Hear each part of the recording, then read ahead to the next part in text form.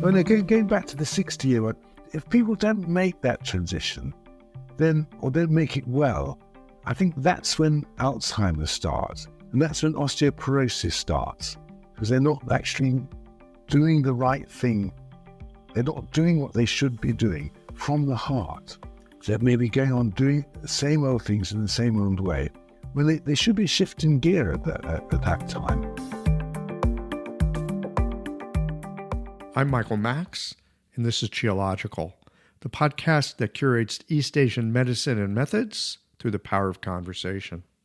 When I first moved to Taipei, I lived at the top of a 5-story walk-up apartment building on Eternal Health Street.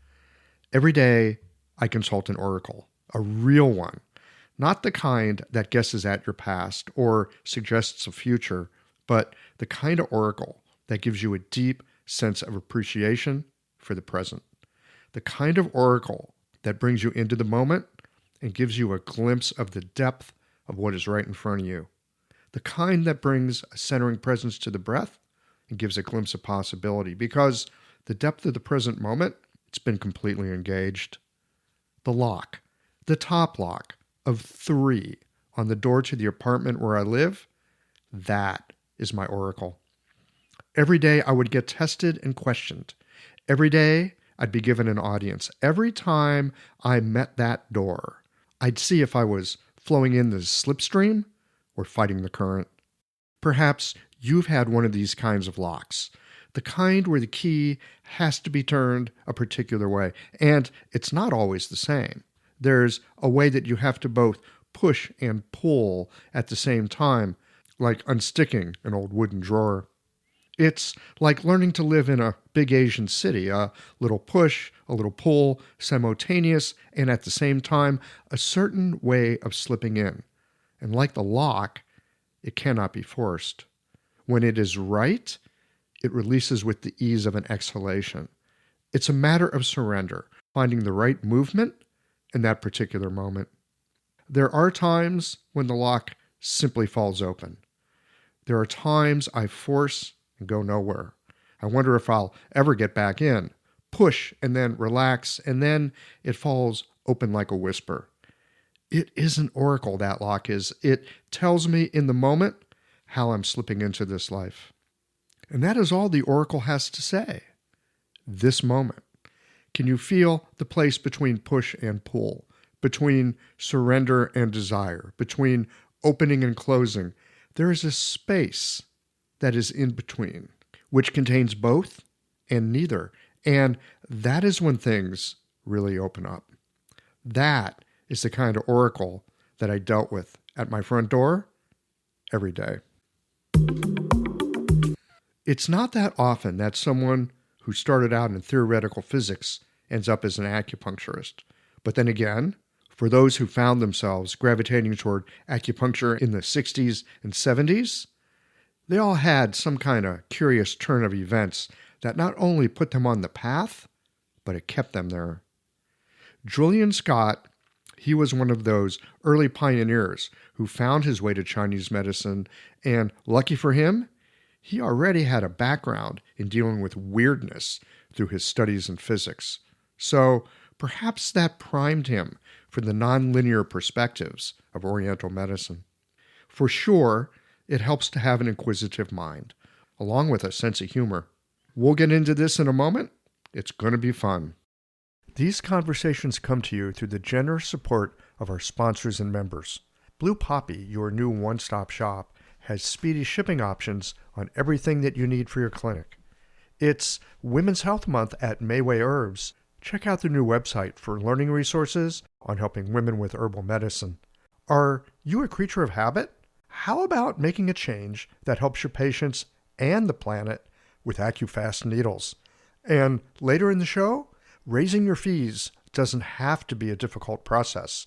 Jane has helpful suggestions on making it easy and effective. And finally, have you considered that having a thriving, profitable practice is one of the most healing things that you can do? Julie Bear Don't Walk has, and she can help you do something about it too. Do be sure to visit the sponsors page on the Qiological website to take advantage of all the special offers our terrific sponsors have for listeners of the podcast. Picture this. Your clinic is buzzing with patients, and then you realize that you're down to your last box of needles.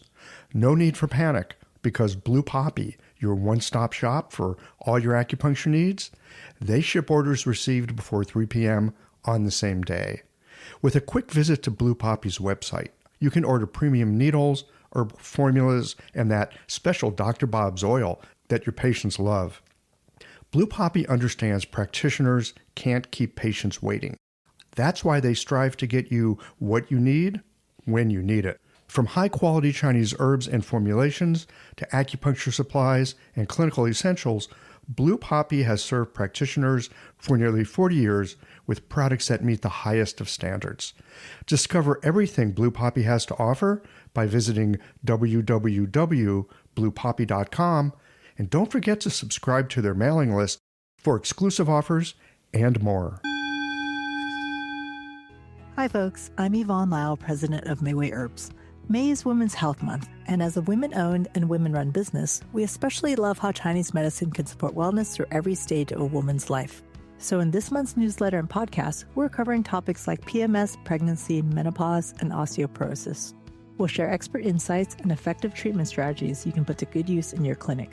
Our Plumflower brand line includes herbal tea pills, tablets, extract granules, and organic herbs, all of which you can find on Mayway.com, and where you can also find articles, videos, and other resources to support your practice. Since 1969, Mayway has been a trusted source for high-quality herbal products. In these challenging times, please know that we remain committed to keeping our products accessible and affordable so you can take care of yourself and your patients. As always, thank you for supporting Real Chinese Medicine. Daily habits and routines feel comforting, familiar, easy, automatic. That's the power of repetition. You've worked out the kinks and can do it with your eyes closed. But what if you shook things up? What if you ditched the old routine and tried something new? Hi, I'm John Sten. I've practiced acupuncture for over 30 years, and together with my wife Kelly, we created the world's first eco-friendly acupuncture needle. The AcuFast earth-friendly needle system cuts your packaging waste by 60 to 90%, depending upon your needle type, speeds up your needling, gives you more control, and best of all, while you're healing patients, we plant a tree for every 2 boxes your clinic uses. Thousands of acupuncturists have already made the switch. In just the last year, they've helped plant over 16,000 trees. Since we started, that number has grown to over 50,000. So break the routine. Be the change. Visit acufastneedles.com. Your patients and the planet will thank you. Julian Scott, welcome to Qiological. I'm very glad to be here. It's very nice of you to record my golden voice, which for posterity. That's exactly why I invited you on. You have that golden voice.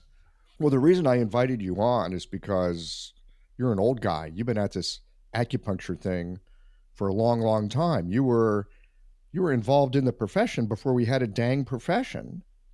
I'm really curious about you people who listen to me. You people, that sounds like an accusation, doesn't it? But I'm really curious about you guys that were there in the really early days. Like, what were you thinking? You know what I mean? Like, what was going on in the culture? What was going on in your life? What was happening that you come across acupuncture and you're thinking, that looks like a good idea? What was happening? What was going on? Well, it was an amazing time to be around, actually. Sort of feeling that anything is possible at that time. Early 70s it was. My background actually was quite different. I was a research physicist before I got into acupuncture. Research physicist? Yeah. Now people think that's something completely different, but strangely enough, it prepares the ground, I would say, better than anything else. Because if you look at the basics of theoretical physics, it's really wacky. I mean, it's really much, much more wacky than most of the public books, or the books shown for the children. So would give you an impression. I mean, for a start, they say, well, there isn't anything there, and all electrons are the same. So my electrons are the same as your electrons. They are the same. There's no difference between them. They're not two different electrons which look alike. They're the same electron. And so, no, wait a minute. That can't be. Let's get over that for a moment. And then there was a formulation of the quantum theory in the 1940s, which said that there aren't particles even. All you can say is that there are events. Events happen. That's all. They seem to have a pattern to the events, which you could call a particle, but you're projecting something onto it. No, there's just events that happen. And so if you start thinking about this, it's wacky. It's like, and they have a thing called time reversal symmetry, which means you can, shall we say, go backwards in time. I mean, it's all a positive particle going forward in time is the same as a negative particle going backwards in time. And no, it's all crazy. And once you can get your head around that, well, acupuncturist, he's always tame by comparison. So it really was a good. I hadn't thought about it that way, but yeah, that makture sense. Acupuncture is tame in comparison to quantum phenomena. Yeah. Anyway, I wasn't doing that sort of stuff. I mean, the maths behind it is like way out of my realm. I was quite a pedestrian research physicist, but I was getting a bit fed up with what I was doing. I was thinking, well, what are they going to put on my gravestone? In rather morbid moments. And I thought they're going to put on, he made a smaller transistor. Well, great. I was feeling a bit depressed and taking to drink too much because I started brewing my own beer. And anyway, at that time, a very old and dear friend, Vivian Brown, turned up on the doorstep, and she said she was doing acupuncture. And I said, "You're off your trolley, completely off your trolley." And I said, "Well, if it's acupuncture, what it's good for pain. Well, what about these pains I've got in my leg?" And she took one look at them and she said, "That's on the liver channel. How much are you drinking?" And I go, well, yeah, well. Oh shit, busted. Exactly. Yeah. And so I thought, there's got to be something in this. It's got to be, I mean, of course, acupuncture doesn't work or do anything like that. There's got to be something in it. And the whole esoteric thing behind it, which, I mean, it is wacky, I have to say. Acupuncture is wacky. I was attracted by it. I thought, I've got to find more. Got to find more about it. And one thing led to another, And so then here I am now, and I don't look back, not for one moment. So that's how I started. Yeah, and Vivian became part of the Gang of Four, which I'll talk about in a little while. That was in some ways a powerhouse for Europe at that time, but we'll come back to that later. First of all, I studied with Dr. Van Buren. Now, I owe so much to him because he, on the one hand, he was completely infuriating. As a didactic teacher, he was useless. I'd been to university, for goodness sake, and I'd studied physics and looked for all reason and well thought out lessons and things like that. He was, I mean, bless him, he was hopeless at that. But what he taught was, on the one hand, he taught some sort of ability to heal. I don't know how it happened, but he sort of brought that out in people. And the other, a complete conviction that acupuncture could cure anything. If you could only find out the clue to it all, you could cure anything. So he gave to people who studied under him this burning desire to find out more. And if you look at the people who went through his hands, they were very influential, particularly in Europe. See, Giovanni Maciocia, for example, There's Peter Dedman. There's Niels von Bello, who started the German school. There's Friese Muller and Annette Koppang in Norway started the Norwegian school. And there's Barbara Kirschbaum, who did this tongue diagnosis book, and so on and so on. They all went through his hands, and they all were driven absolutely insane by his lack of logic. But infuriating, yeah, huh? But Julian, in a way that makes sense, doesn't it? Because look, the logic of Chinese medicine, that's not Western logic. It's not Western logic, no. Yeah. So break that down, I would say. And anyway, I'm just immensely grateful to him. And I wasn't grateful to begin with. I was an ungrateful, sort of nasty kid at that time. But gradually over the years, I've come to realize what he gave. What he gave to all of these people I mentioned. Then Johan Dufein in Holland is another man who set up the Stems and Branches School. So he's a great inspiration to me. And then after that, the next, I suppose I did a lot of studying, as much studying as I could. There was a chap, Henry Yu, in Vancouver, who wrote something in English. There's also Dr. Van Guy from France, who wrote something in French. I was one of the few people who could actually read French. So I started translating that and going on with that. And then there was Dr. John Shen, again, the second teacher. Mm-hmm. In New York. In New York and Boston, yes. Again, it's an enormous influence. Although it was short, the time with him was short, but it gave me the idea that there was a cause for everything. You could find the cause for the disease. And not only that, but if you didn't find the cause to the disease, you couldn't really have any idea about the prognosis. So that's a little bit of what Van Buren was talking about. There's a way, if you know what's going on, you can treat it. Exactly, yes. I'm curious, hang on a second. How did you meet John Shen? That was... How did that come about? Well, it was a chap called Alan Papier, who was a New Yorker, and he'd studied with him in New York and learnt his pulse diagnosis from him. And when he'd moved over to England, and he decided to bring him over as a celebrity performer, as it were. And he was a celebrity performer, and he loved being a celebrity performer, I must say. But he was absolutely brilliant. I mean, I remember the first session he gave, first public session. He'd given something about headaches beforehand, a sort of a very good, very well presented, well thought out study of headaches.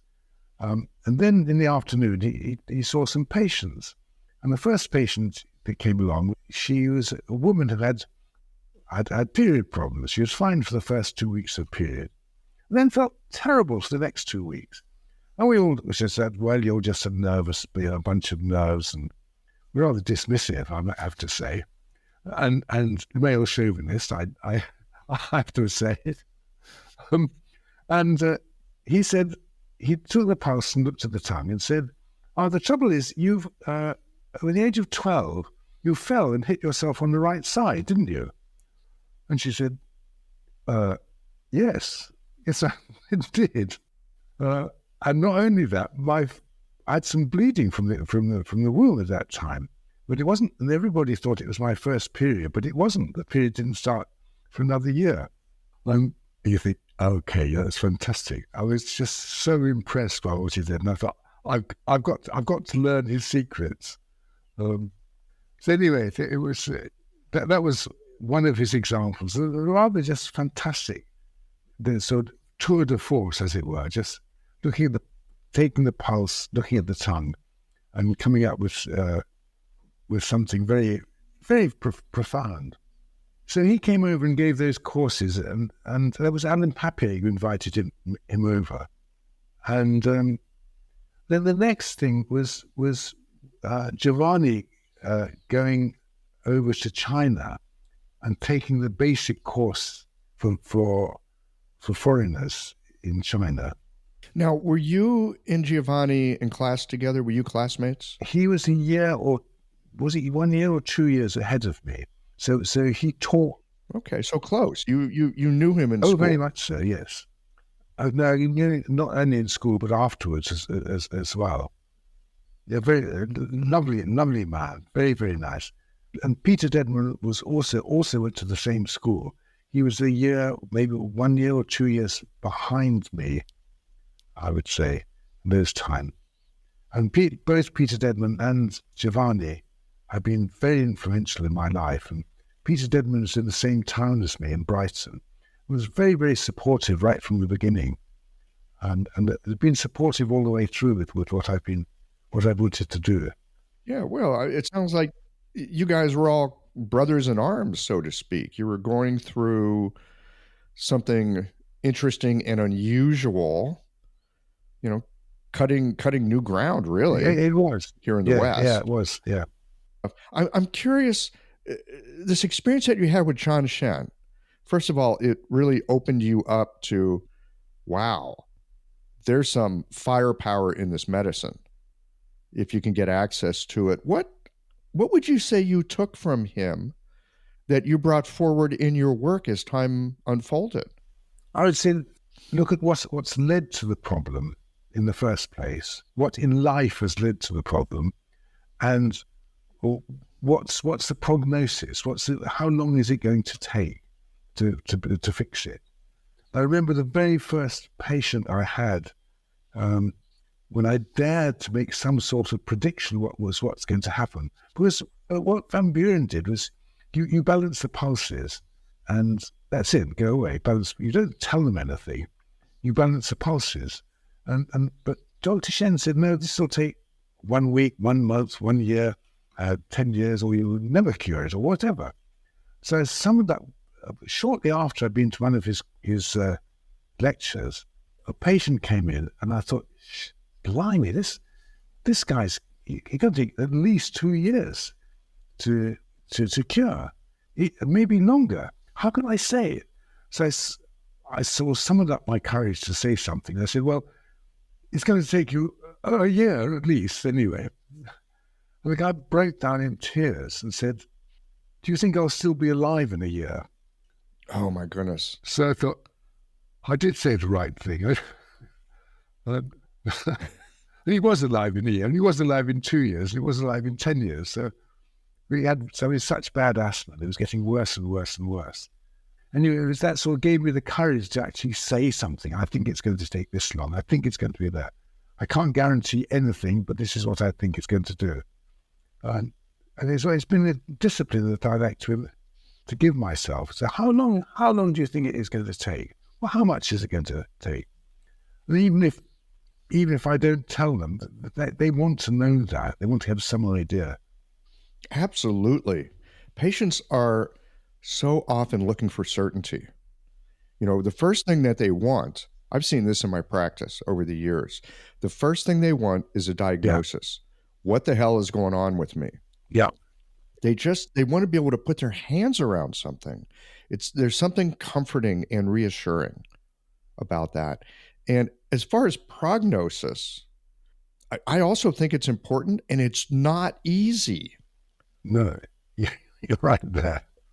So, how did you come to understanding? What were you paying attention to that would allow you to get enough of a glimpse that you could make a prognosis, even if it took a lot of courage to say it? How did you get to that place where you could glimpse it? That's a very difficult question. I don't think I can quite answer that. I suppose it's just putting everything together there. If you see a very, very weak pulse and a tongue which looks terrible, and they look terrible, and you get some idea of what's going on in their background as well, what's possible for them to change. I think you have to take all that into account, and how much energy, how much basic reserves of energy is left for them to make changes with. And a large part of it is just Just suck my finger and see which way the wind blows. See which way the wind is blowing. No, I think there's another thing too, and that's something that I've sort of become a bit known for, and that is looking at what happened in childhood, because what happens in childhood, does have an influence for the rest of your life. And working with children, I start to know what to look for, starting with children and seeing them grow up and grow up and grow up, turn them into adults, and say, yeah, I was right here. So that definitely given me a different perspective.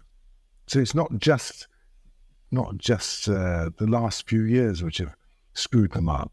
It's actually the first few months of life that might have screwed them up. Julian, you sound like a Freudian. A Freudian? Yes. It all comes out of childhood. Yeah, I think that's where it can start. Yes, very much so. Well, it's actually, I would say it starts before childhood. Is what they bring with them, and there's I differ very much with all the Viennese people.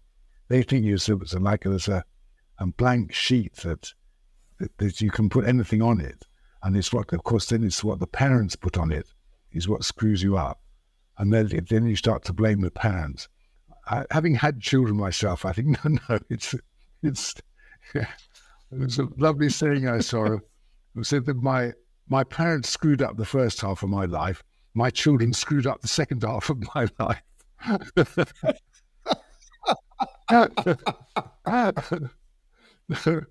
But I mean, what working with children, you see, no, they come in with stuff. They come in 95% formed. There's only a certain amount you can do. Well, yes, if you beat them soundly every day, it does have an effect. There's no doubt about it. And I have seen children who have been beaten, I have to say. But mostly, parents look after their children quite well. And if they come in with just lots of stuff, they come in happy, they come in sad, they come in violent, they come in gentle, they come in with fears, they come in confident. They come in with stuff. So they come in with stuff, and then you can overlay that with other stuff afterwards. What I think you can do is you can develop that stuff, or life can develop that stuff, or it can improve that stuff. So if a child comes in with like fears, for example, if it's a very loving and secure situation, then the fears can gradually diminish, just to disappear and wither away. On the other hand, if they got these fears and then there's lots of violence at home, and the parents split up and they have to move house all the time, then those fears are going to be amplified rather than diminished. And likewise, if they come in with a certain amount of grief, and then they get a bad cough, which is treated with antibiotics and corticosteroids and things, then it's going to build it in deeper. It's going to get deeper and deeper, instead of being transformed and improved. This episode is brought to you by Jane, the clinic management software that honestly just makes running a practice easier. Let's dive into something that's never easy, but sometimes necessary: raising your fees. It can feel awkward, right? But here's a tip that can really help. Consider offering flexibility to your patients as you introduce the change. When patients face new fees, it's natural for them to feel uncertain or concerned. That's where flexibility can really make a difference. Offering options like a phased increase, suggesting a payment plan, or even taking a moment to talk things through can help to ease the transition. These thoughtful gestures show your patients that you're listening and care about them, which strengthens the trust you've worked so hard to build. If you're looking for more ideas on how to navigate these kinds of changes, head to frontdesk.jane.app and check out the article, How to Tell Clients You're Raising Your Fees. One last thing, if you're ready to give Jane a try, you can use the code CHIOLOGICAL for a 1-month grace period on your new Jane account. That's interesting. And I get it, and that makes sense to me. There's in Chinese medicine, we'd say there's a pre-heaven influence that we come in with. It's part of what our yuan qi is about. It's what our original stuff we bring in, and there's plenty of it. Yes, right? But and that idea that depending on the family, it could diminish because of the environment. It could be exacerbated. This idea, though, of coming in with some grief and then being treated with certain Western pharmaceuticals, and now you've kind of locked that in deeply. Yeah. That really resonates for me. How do you unlock that kind of thing? I mean, you've worked with kids and you've worked with adults. What do you? Lung 9 and bladder 13. You're saying the basics. The basic. I mean, you carry. It doesn't change the treatment necessarily in front of you, or certainly not for the first few treatments. You go in and see what you've got, and you treat what's in front of you. If you know that something's come from an early age, then you know it's going to take longer, and you know you might need more than one therapy, for example. So if the grief is locked in, you might need to do something to specifically work on the grief, and something other than acupuncture, other than herbs, something to open that out with the help of the acupuncture, or vice versa. So this is where your sense of prognosis comes from.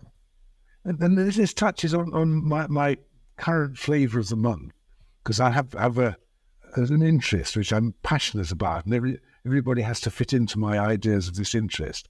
And the present one, my interest is to do with the transitions in life. So there's a 7-year transition, there's a puberty, there's a childbirth, and there's a menopause. There's also one at 60 and then one at 80. Right? So these big transitions. And if you've got an imbalance which goes through these, then it gets a bit deeper, particularly in the early years. If you're already angry before you go into puberty, you know you're going to be a whole lot more angry when you come out the other end of the puberty. Or if you have treatment, then there's a chance that you can actually get rid of most of the anger. You get out of the system then. Yeah, there'll be a bit of screaming and stamping of the feet, but hey, that happens anyway. But if you give a good treatment, then there's the opportunity to get rid of it. And so I would say, it influences my prognosis there. I say, well, I can help you mostly now, but you've got to wait until your next big event in your life to actually get rid of it. This is interesting. I have noticed in my practice that there are people, and they go through these transition times for sure. And I want to come back to that in a moment. But if they go through a certain transition and they go through it well, they're like good to go for the next 7 to 10 years.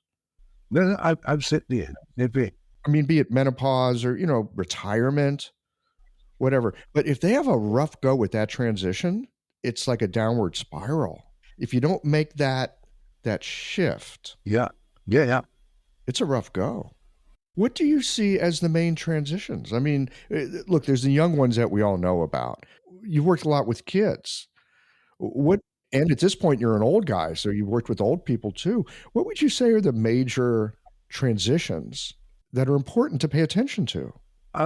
There's one which the Chinese don't mention, I haven't come across, which is like around about 30 years, which of course is half a 60-year cycle. It's what the Western astrologists call Saturn return. It's a time you sort of take stock of your life, and you think, like I did, what do you want to see on your tombstone, for example? Or is this really what you should? Smallest transistor ever.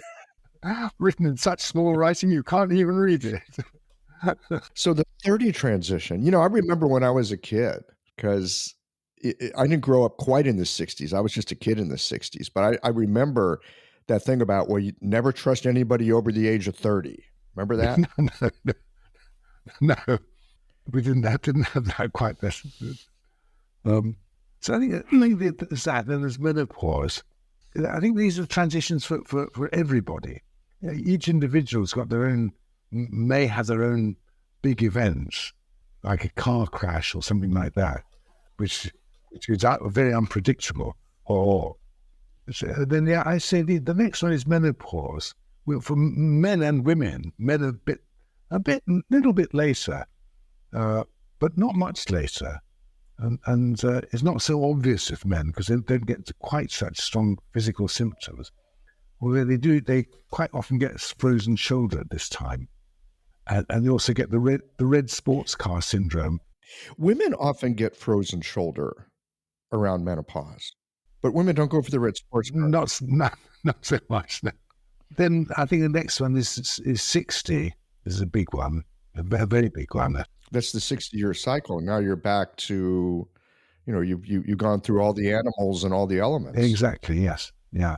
What do you think that 60-year cycle is about? That 60-year return? What are the opportunities there? Well, I think you need to do things more from the heart at that time.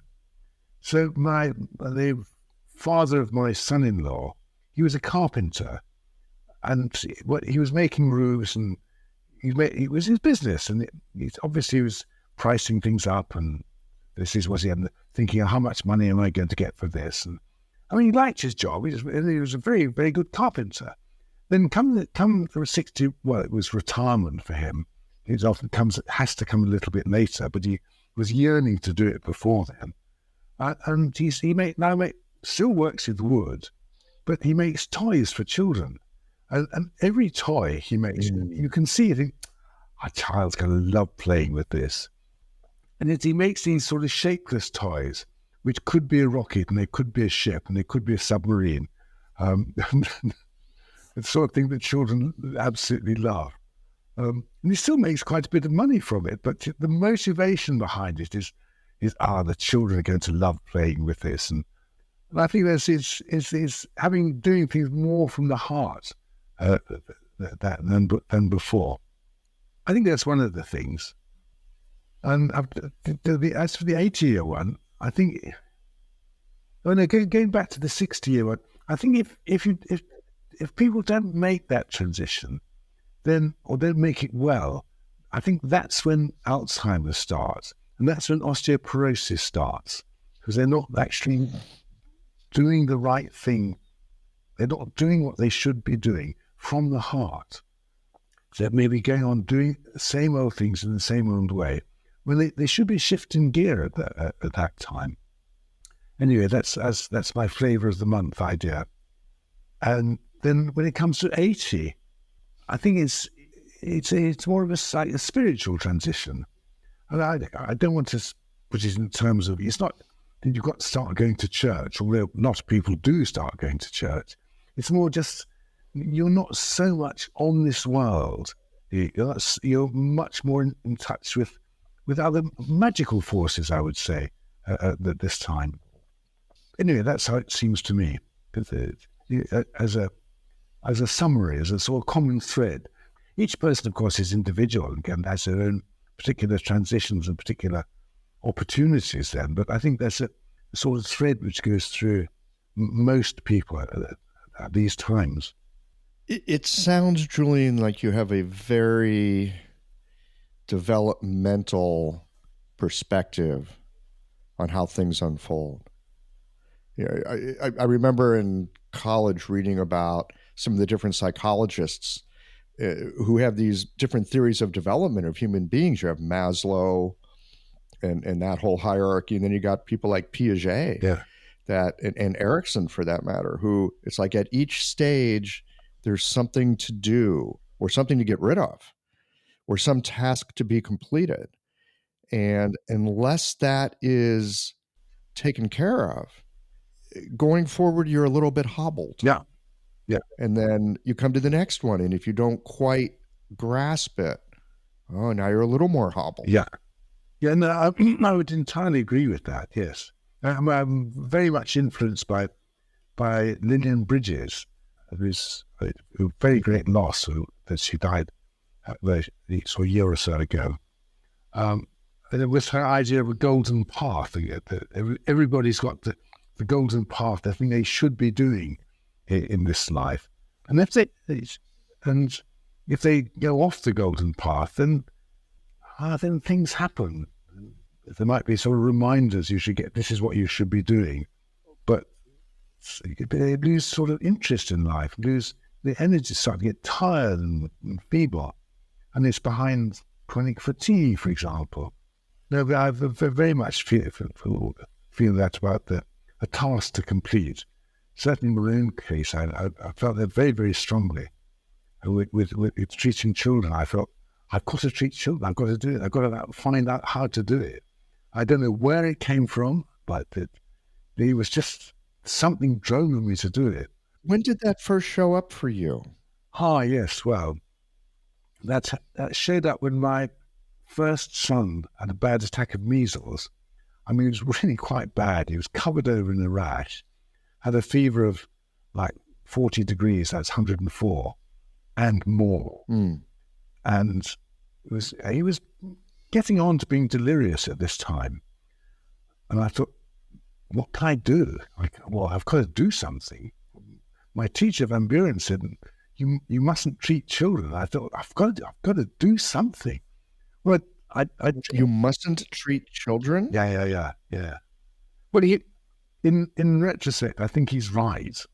I think you shouldn't treat children unless you've got some idea of the patterns that children have and some idea of how to handle children and seeing somebody do something. Of course, in an emergency, that's fine. But I think the patterns that children have, what drives them is just so very different from what drives adults. They don't have these mental problems in the same way that adults do. They haven't got to worry about how to pay the bills and so on. They just want food and more food. And some love. And plenty of love, yes. Plenty of love and some fun toys. Yep, that's right. For their imagination. Yeah. It could be a submarine, it could be an airplane. Look, it's both. Yeah, exactly. Anyway, I treated him, and I was beside myself with anxiety. But it was the day when I was treating patients. I came up in between patients, treated him, went down, and then a couple of hours later, there was this voice, Dad, yeah, I want something to eat. The fever had gone down. The rash was no longer like this livid colour, it was a sort of dull purple. And basically, he was all right. That cured in 2 hours. I mean, I was gobsmacked, as you can say. And my wife, of course, she was absolutely overwhelmed as well. And then she talked to people at school. It's the school gate, the network of mums around the school gate. And she said, do you know what happened? And so next to no time, there's a queue of parents with sick children outside the door. And I hadn't got a clue what was going on then. So it was sort of thrown at me. I had to find out very quick.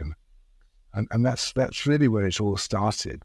How long had you been practicing at that point? About 2 years, I suppose. Not very long. Mm-hmm. And I had no idea what I was doing, I have to say. When it came to children, no idea about the patterns of children. And that's, going to China was a great stimulus to find that out. And to find they did treat children in China, although I have to say they were very brutal, most of the practitioners there. And that comes to my next teacher, actually, who is Dr. Zhang Caiyun, who is in the Nanjing Hospital of Chinese Medicine. And she was absolutely a wonderful person. I think she must have been a Buddhist or something like that, a closet Buddhist, because you weren't allowed to be that. A closet Buddhist. Yeah. No, nice communist can't be a Buddhist. Exactly. But she had this serenity and quiet, just the calmness that oozed from her, the kindness that came out of her. It was a real inspiration to me. And she Well, she showed me needle technique in particular about directing the qi, but also about inserting it and how to treat without causing pain. It's very interesting that we each, I think, we was a gang of four with that. That's me, Giovanni, Peter Denman, and Vivian Brown, I mentioned before. We were all on that same course. And each of us got You all went to China together. We all went to China together, yes. I think we each got the teachers that we needed, actually, that was appropriate to us. Anyway, I certainly did. There was a big inspiration to me. And I owe an enormous amount to her. What would you say, Julian, is the main thing that you received from her that allowed you to move forward with understanding how to treat children? Well, there was two things I received. I think one is lack of professionalism. My wife said that I went to China as an amateur and came back as a professional. And the other thing was needle technique. Yeah, and a continuing desire to learn and to find out more. And I taught myself enough Chinese to translate some of the pediatric books that had come into my homes in that time. And that was a revelation, I have to say, revelation. What was such a revelation about it? Opened a whole new way of understanding children, I would say. That they had different problems, different diseases. And one of them was like the lingering pathogenic factor, which is, I think, is so increasingly important now to understand. And it was just, that's what's going on. Now I understand. Yeah, the lingering pathogenic factor is one of the things, one of the terrible side effects of vaccinations is it leaves behind this stuff. It's not something that you can quantify quite often. I mean, sometimes there's vaccine damage, it's obvious, but this subtle change, they're not quite the same again. And there's that hangs around for a long time unless you do something about it. So there was that which sort of that perspective on it, I'd say. You know, this is one of the interesting things about Chinese medicine, and we have it coming from different perspectives and different traditions and different books. All talk about things that linger, they don't quite resolve. They take up residence, and they cause a little mischief. Yeah. Now, these days, I mean, when I was a kid growing up, it was very rare for people to have food allergies. Yeah, absolutely. Yeah. I don't think I remember anyone having food allergies. I mean, maybe you just didn't like to eat something, but it didn't threaten your life. Yeah. And these days, sometimes I'm on an airplane. It's like nobody open a bag of peanuts. Like nobody on the airplane can open a bag of peanuts. It's insane, isn't it? Yeah. What's your sense on where this is coming from? It's happened within the span of just a couple of generations. Well, I'd like to put it's mainly orthodox medicine. It's mainly the vaccinations. People don't know that the first year of life you get like 40 vaccinations in the first year of life, and it's more than 70 by the age of 10 years old, and it changes things. If you mess around with the immune system, you get hyperimmune. You get reactions in the immune system. So that's one thing. The other thing is the life that they have now. It's not a grounded life. It's not a healthy life. They're not allowed to go outside and play in the mud and fall out of trees and beat each other up and things like that.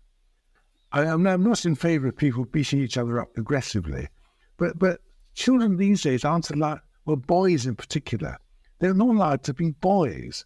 I remember when I was young, we used to have gangs in the playground. They weren't aggressive gangs. They were just, but they would be very, very fluid. And we just start having a fight. It would be Normans against Saxons, or it'd be Romans against Britons, or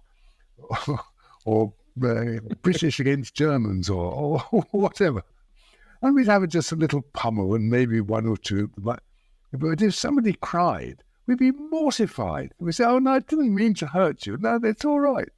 There was just that sort of physical contact and getting dirty and muddy and getting into your body. That doesn't happen now. I think that's part into our body, and something about learning how to deal with conflict. Well, yeah, that's true. Yeah. Anyway, that's one. That's one of the factors, I think. But I would say the majority of it is, well, it's the vaccinations. It's the change in the food. The food itself has changed. I've got a picture of wheat which was being grown the very year I was born, and it was like 2 meters high. That's nearly 7 feet high. They were harvesting. That's normal wheat. Now it will be 30 centimeters high, 25 centimeters high, less than a foot high. Mm-hmm. Genetically, well, it comes from the same plant, but it isn't the same stuff at all. So you've got that change, and you've got the pesticides and the insecticides, and like glyphosate is one of the adjuvants they put in vaccinations. So by putting it in a vaccination, you're building up the allergy to non-organic food. So it's a combination of lots of things coming together, I would say. But particularly Western medicine, the vaccination and stopping the disease. They're not allowed to have a fever now. So if they get a fever of 100, 102, let's say 39 in Celsius, then paracetamol, quick. So no, you got to sweat it out. I remember Dr. Shen saying that the having a disease is like having a burglar in the house, and the Chinese way is to open the window and chase the burglar out, which is doing by sweating or purging. Western way is to kill the burglar, and then you've got a dead burglar in the house, which I think, or a stunned burglar anyway. Then you've got a real problem that's going to hang around for a long time, start smelling. Having a thriving, profitable practice is one of the most healing things you can do as a healthcare practitioner. Because a robust business is the ultimate expression of vital qi, and that's the heart of our medicine. I'm Julie Bairdontlock, and I help practitioners grow nourishing, profitable, authentic businesses that embody the generative cycle of Chinese medicine. This isn't about all yang all the time. It's about expanding your own internal capacity, growing collaborative relationships with your patients for ethical patient retention, and marketing as an extension of this medicine, not a necessary evil. You already know that everything is connected in your patients' lives and bodies. The same is true for your business. When we align your systems, your schedule, your pricing, and your offerings with you, we create flow, which means more spaciousness, more impact, and more joy. When you are in the flow, fully resourced in terms of chi, time, and money, your business becomes a source of healing, not just for your patients, but for you. Let's grow something rooted, radiant, and real. Visit lifeflowconsulting.com to learn more. That is a powerful metaphor. Yeah. I mean, our medicine is often based on metaphor, but that really makes sense. That what we want to do is just restore some kind of harmony. Look, you got a burglar, like chase him out. Yeah. And I get it. One of the great benefits of Western medicine is that it can kill burglars. I mean, sometimes you need to kill the damn burglar. Agreed. Absolutely. Right? Absolutely. Because it's a murderous burglar. Yeah. So, yeah, you want microbial murder. That's really helpful. But then you need a cleanup team. Yeah, exactly. Yeah. So I never tell my patients, don't have antibiotics, don't do this. But just be aware, and if you have to use it, come for treatment so we can, as you say, do the cleanup afterwards. Yeah. Mm-hmm. That makes a lot of sense. Okay, so you went to Nanjing. Yeah. And you came back a different kind of person. Yeah, definitely. And then it was after I came back, then I had an opportunity to to start a special children's clinic, a special time for treating children. It sounds like you didn't have a choice. They were lining up outside your door. Well, that's true, yes. And I didn't want them in my clinic either. Nasty, messy things, breaking things up. And again, I had lots of help here. I had help from a home visitor. This is like at that time there were nurses who would go around to houses where there was a newly born child just to check up on them. That's all been scrapped now, unfortunately. But she was a keen supporter of alternative medicine and became a homeopath in the end.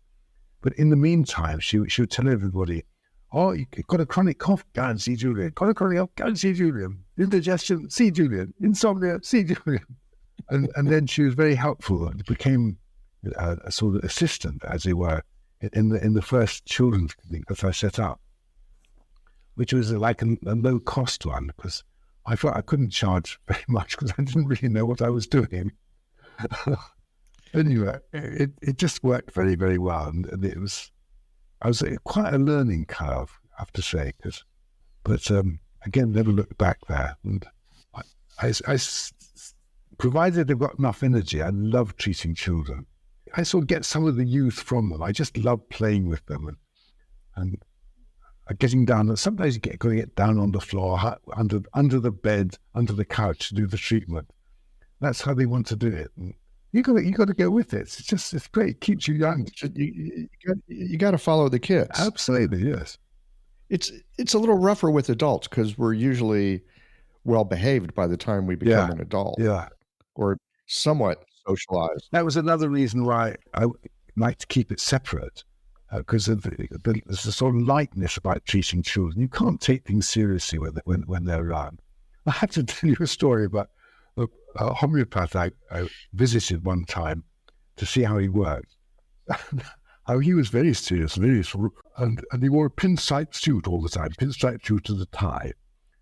And this woman came in with a 4-year-old boy. The 4-year-old boy is very shy, and then he came out from the mother's skirts and said, "If I show you my Willie, will you show me yours?" Of course, the guy went absolutely bright red, because this child had just put his finger on just how to make him feel really, really awkward.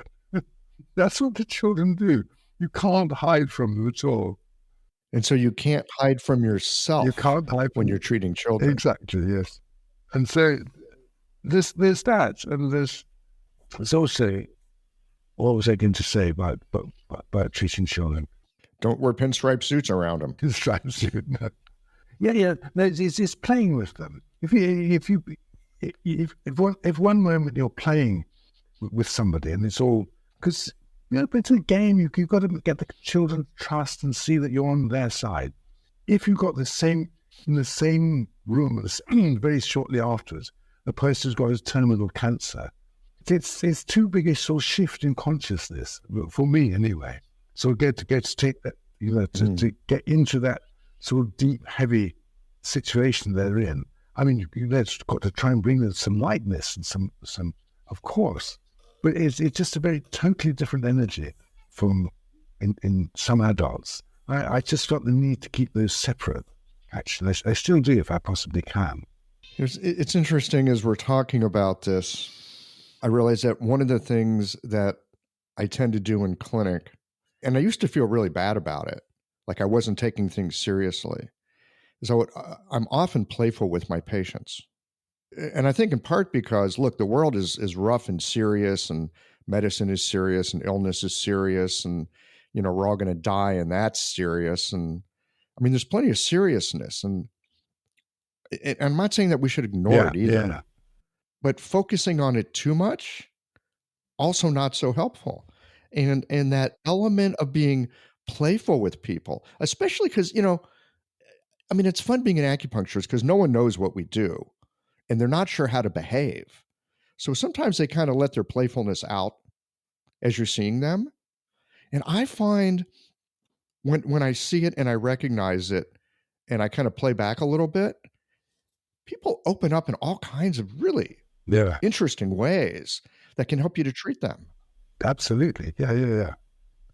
No, that's one of the fun things about what we do.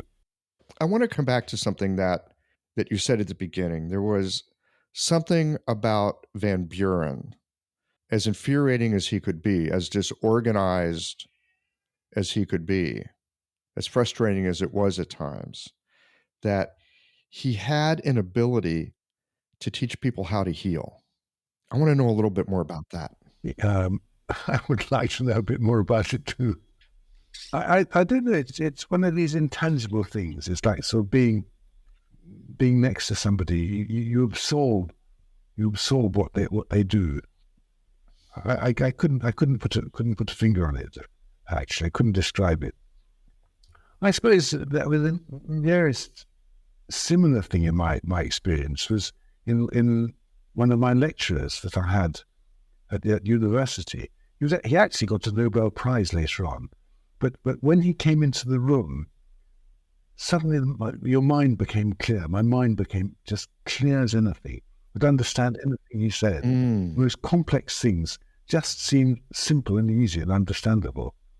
It's that. There's something about a person's aura, I would say, to use a conventional word. There's something about just being in the presence of somebody like that. You pick something up. I suspect in Chinese medicine vocabulary, what you're talking about is an emanation of the Shen. Yeah, and how that can illuminate and enlighten, and we pick it up not through our thinking, but we pick it up through our sort of heart feeling sense. Very much so. So you've been at this. How many years have you been doing this now? Chinese medicine? Coming up to 50, actually. I've been with some breaks in between.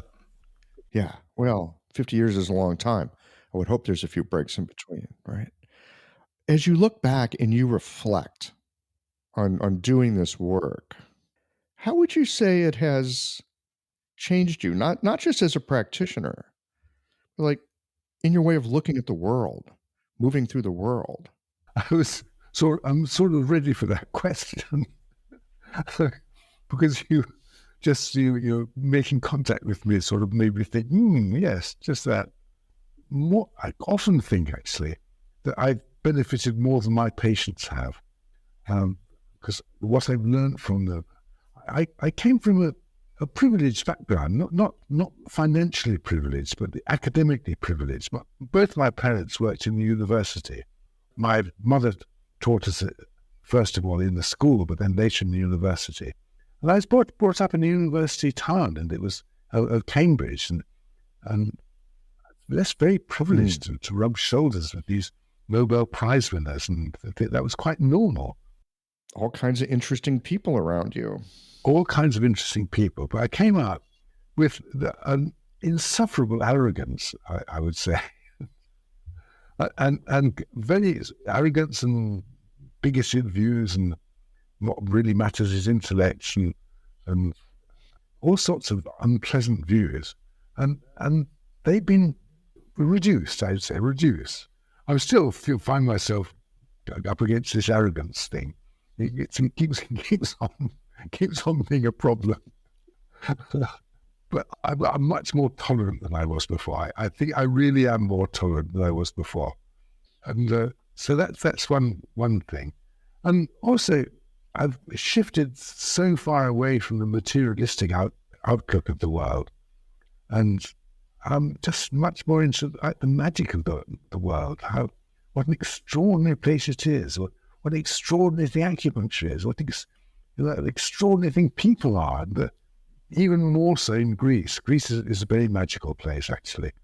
It's got some of them deeply spiritual places. A place called the Holy Mountain, Mount Athos, where there's 26 active monasteries, large monasteries. And the energy in the ground there, you wouldn't believe it. But there are these guys praying away all the time. And they're working at it, mate. They're saying their mantras. They're Christian mantras, but they're working at it. And so you see there's so many stories of these present day saints healing people. And you've got these spiritually on the one hand, and of course the greatest good attracts the greatest bad, and you get some of the biggest crooks you could ever come across here. Whoa, wait a minute. The greatest good attracts the greatest bad. Yeah. I don't want that's one of their rules, isn't it? I think. Well, that's what's behind the or Halloween, isn't it?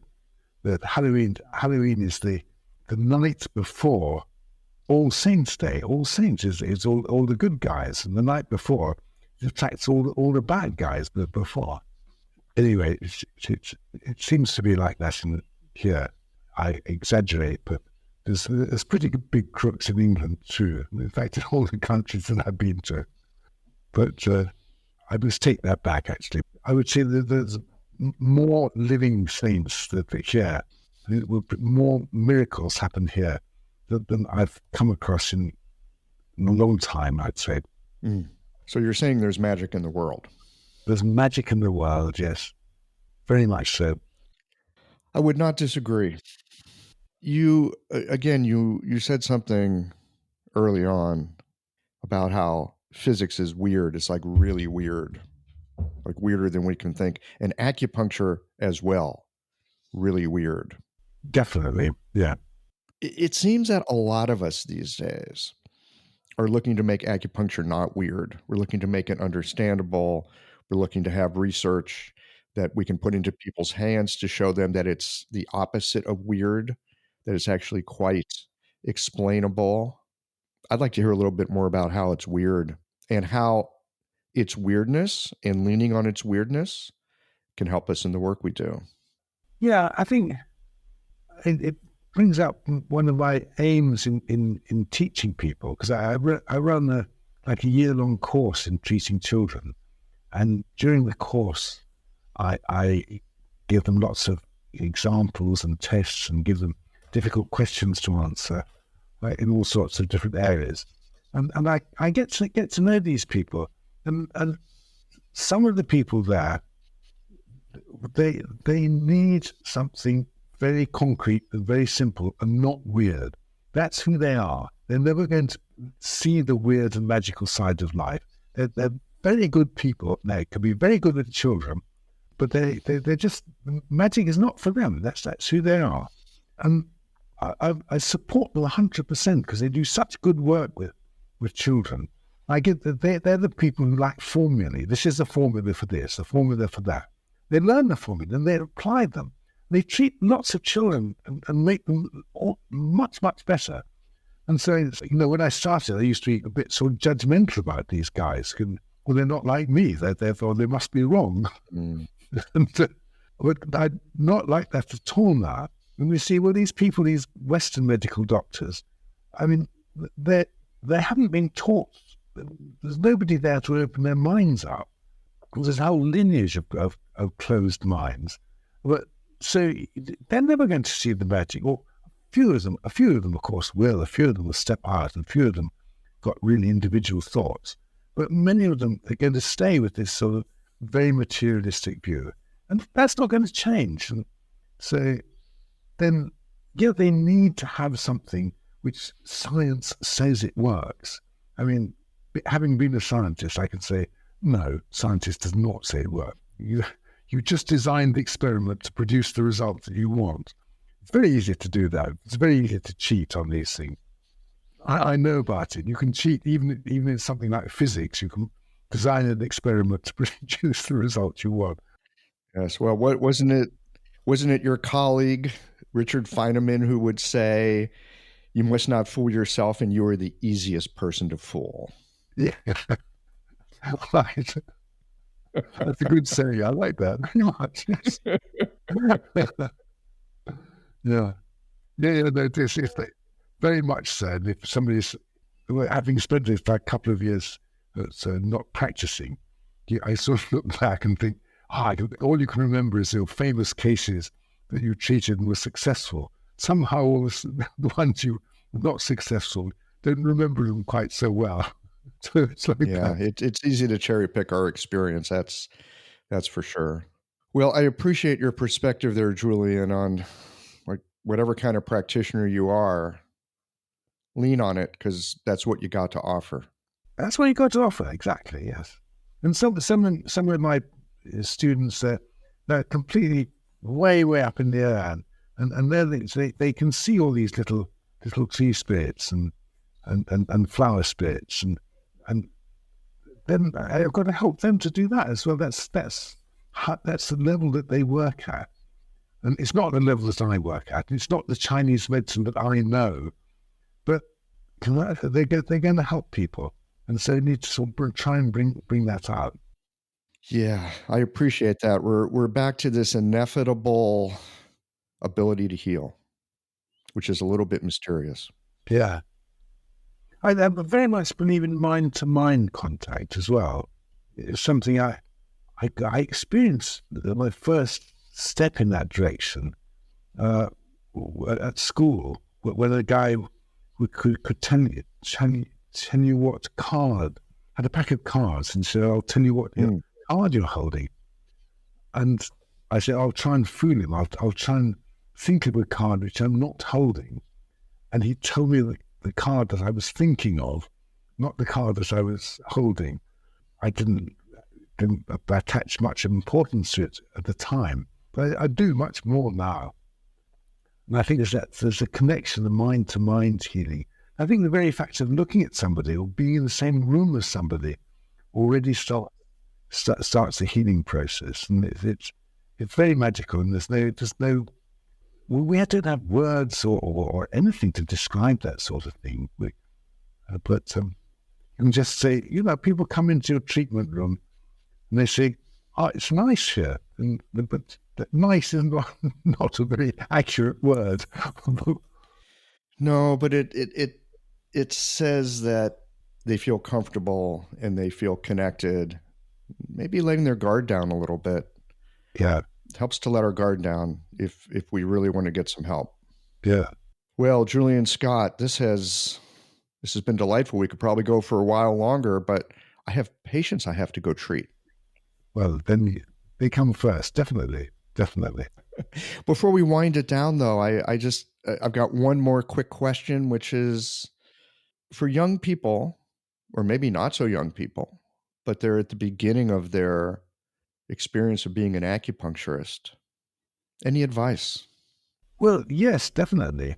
I would say, remember that acupuncture is fantastic, and it can cure so many things, like cerebral palsy on the one hand, for example. I advised somebody to treat a child who only got half a brain because it had an operation to take it out. It's paralyzed down one side. Give the treatment, cured. A year later, the child was doing fine. Just the whole, what it can do is just fantastic. But you need to study. You need to study and study and study. And not just with one person. You need to study with different people, different books. And the books are out there now. You don't have to learn Chinese any longer. The books are there, but study and study and study, and also find out what you're good at, what you're particularly interested in, and particular way you have of practicing. I think that would be my advice to people. I just think that it's my belief that 90% of what Western medicine does, Chinese medicine, acupuncture in particular, does better and quicker and cheaper. Yes, there is a place for Western medicine, but that's a 10% place, not what it is now. So that's a fire that's still in my belly, I can say. I appreciate the fire in your belly. Julian Scott, this has been a delight. Thank you so much for joining me today. Thank you for having me on your show.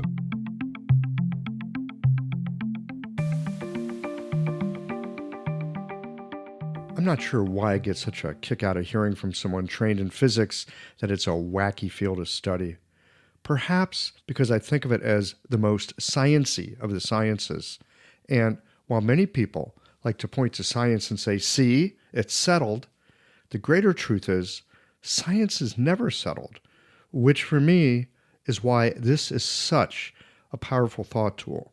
There's a recognition that things are ever changing, and it's vital to maintain an inquiring mind. One of the things I enjoyed about this conversation is the quality of Julian's voice. He seems as curious and marveled by acupuncture now as I suspect he did when he first started out. I want to aim at that.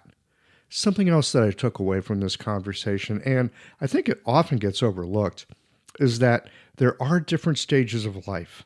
There is a process of development that is critical because you can't get to step 5 without having gone through steps 2, 3, and 4. So it's important to know where someone is in their process of development. And finally, the importance of studying different aspects of acupuncture, really learning it. Learning from different teachers and traditions, I think there's something to that. There is something that distills in our experience from deep study.